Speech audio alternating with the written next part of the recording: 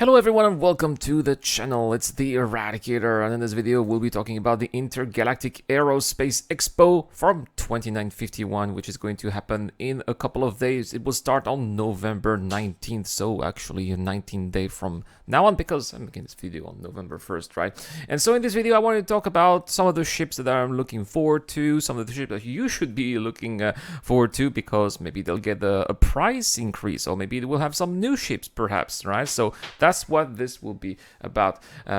Today my little daughter, the Eradicator, right, is playing behind me, so if it's a little bit noisy, sorry about this. The first day is going to be November 19th, which will be the Anvil Aerospace Day. I think that we should be looking, of course, for the Karak. It is definitely a ship that's going to be extremely useful starting from Star Citizen 15 because of its cargo capabilities, obviously, but because of its ship, which is of its bed, sorry, its medical bed, which is going to act as a respawn point, and that is going to be, I mean, so long as you don't destroy your ship, it's going to be extremely important to store some of the items that you may want to keep with you in case you die, because that's where you'll be respawning. And I think that it's going to be an extremely important ship to use as a kind of mobile base or mobile respawn point. Let's say you want to have some dangerous FPS missions, you may want to leave your ship not too far from the mission, maybe have some ground vehicles around it to be able to get to your bunker quickly in case you die, right? So very important ship indeed.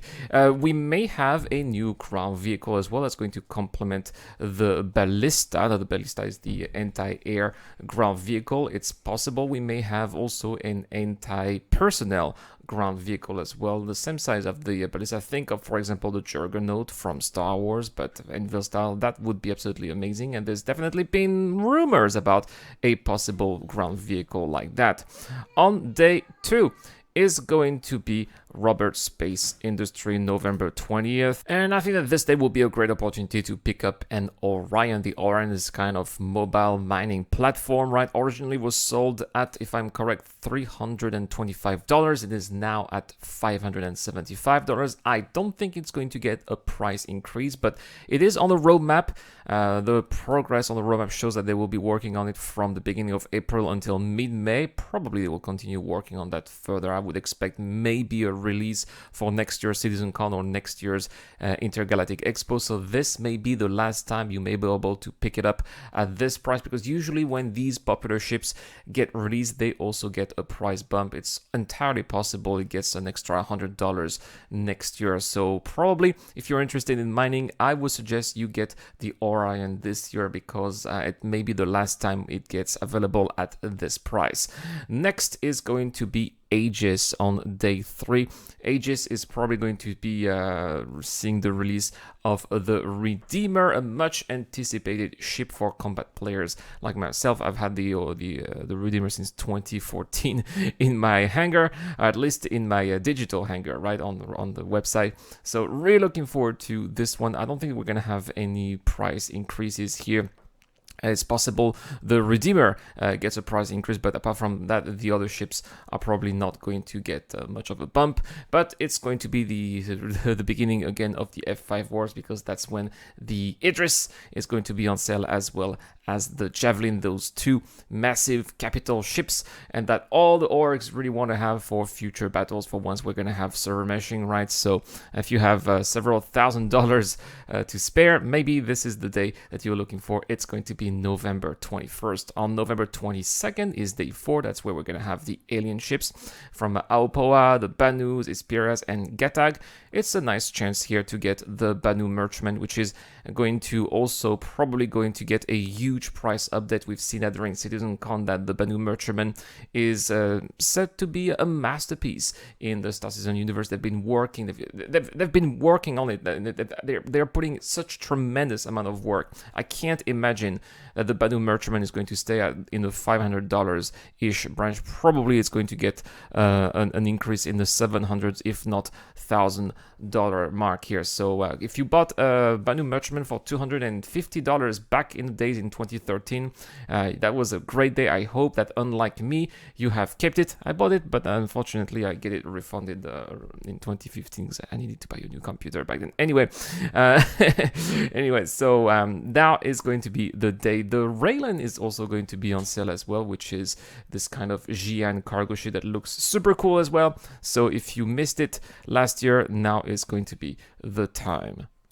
Day 5, November 23rd, is going to be Crusader and Tumbril. I don't think we're going to have anything new from Tumbril. There's the Nova tank, which of course is a very interesting vehicle, but not much gameplay for the Nova tank except for blowing up some turrets at some bunkers perhaps, but that's basically it.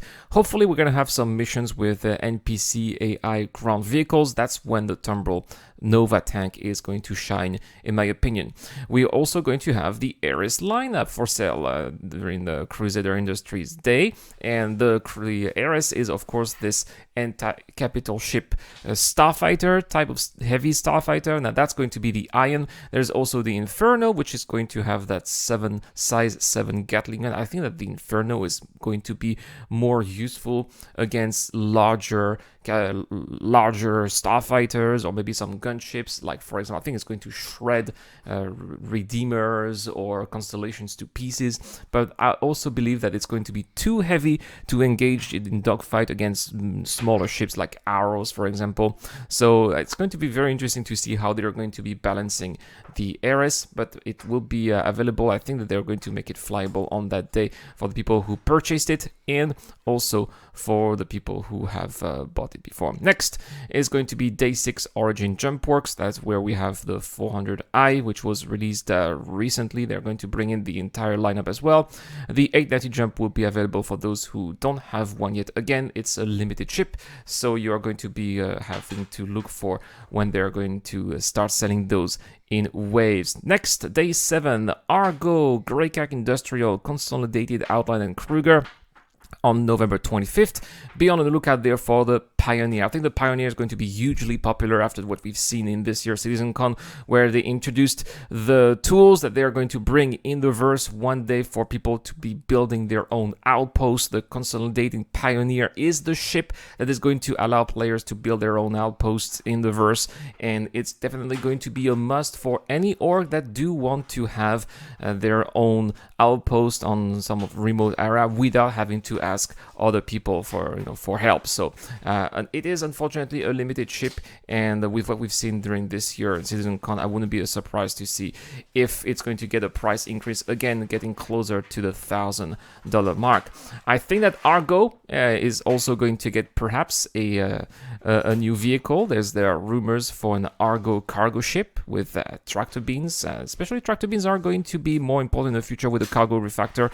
So it's entirely possible that it will be the day for a concept cell, if not flight ready, because we may have been teased in the trailer for the Expo. Number 8 here, Day 8, November 26th, is Drake.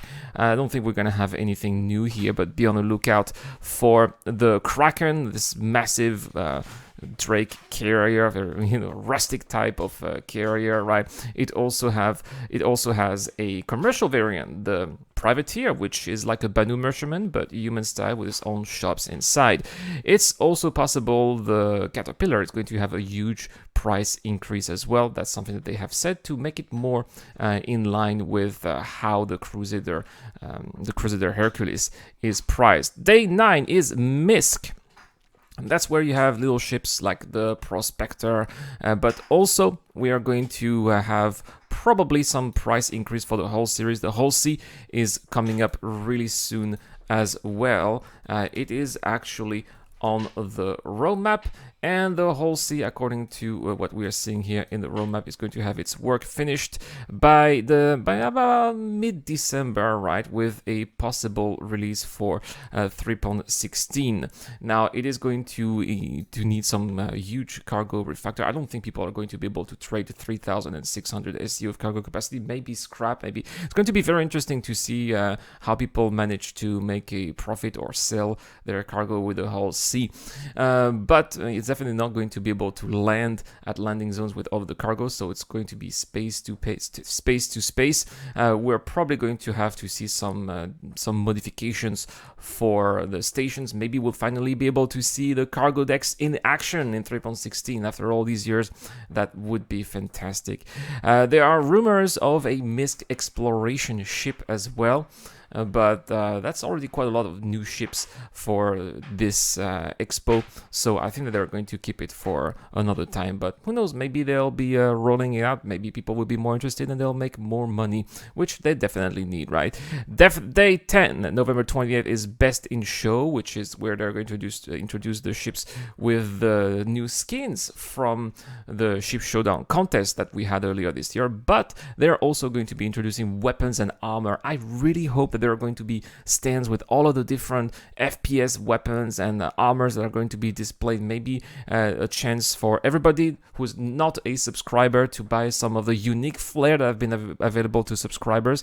I think that this would be a good idea. And finally, days 11 and 13 is the finale, which is when all the ships are going to be available for sale again for 2 more days, and then it will be the end of the Expo. So there we have it, guys. This was my little guide for the Intergalactic Expo of this year. I think that some ships that are quite popular and going to be released soon are going to get a massive price increase, unfortunately, and if not, it might be the very last chance for us to get them at these, I would say, that's relative of course, but lower price compared to how they're going to be next year. But let me know in the comment section down below, guys, what is the ship that you're anticipated the most?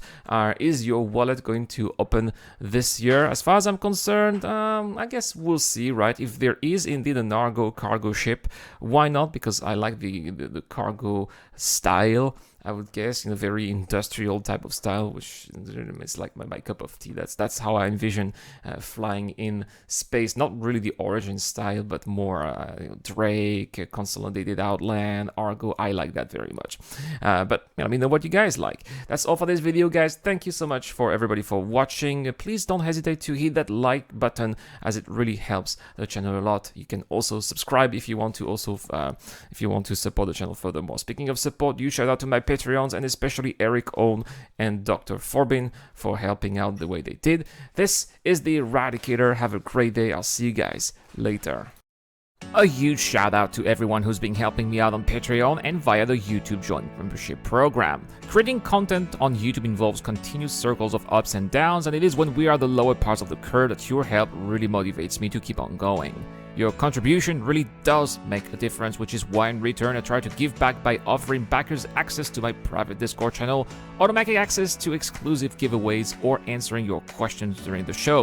You can help me out with as little as $1 a month, and any help is greatly appreciated. Thank you very much for watching again. This is the Eradicator. I'll see you guys later.